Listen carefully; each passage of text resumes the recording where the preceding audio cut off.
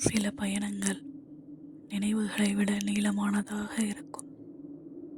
அந்த இரவு சென்னை செல்லும் ரயில் இருளில் மெதுவாக நகர்ந்தது. என் இருக்கை எண் S712. எதிரில் இருக்கை எண் 13 அமைதியாக இருந்தது. ஒரு மடிக்கப்பட்ட ஷால்வை, மல்லிகைப்பூ வாசனை.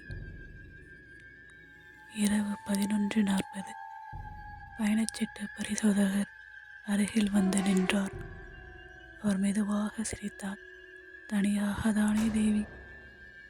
அவர் என் பெயரை பயணச்சீட்டை பார்க்காமலேயே சொன்னார். பின்னர் ஒரு அமைதியான குரல், இதை கொஞ்ச நேரம் படிச்சுக்கோ. பச்சை சேலையில் ஒரு பெண் இருக்கை எண் 13 சிறிய பித்தளை சாவியை மேசை மீது வைத்தாள். என்னை மறக்காதே என்றாள். தேநீர் விற்பவர் வந்தார்.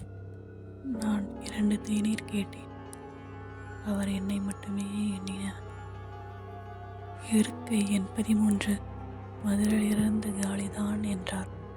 ஆனால் அவள் இருக்கை எண் 13 இருந்தாள். நள்ளிரவு. ரயில் நின்றது. நிலையமில்லை, விளக்கு இல்லை, அமைதி மட்டும்.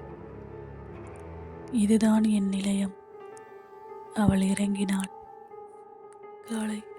இருக்கை எண் 13 ஒரு பழைய பயணச்சீட்டு. பயணி பெயர் தேவி. ஆண்டு 1998. அதனால்தான் நான் எப்போதும் இருக்கை எண் 12 முன்பதிவு செய்கின்றேன்.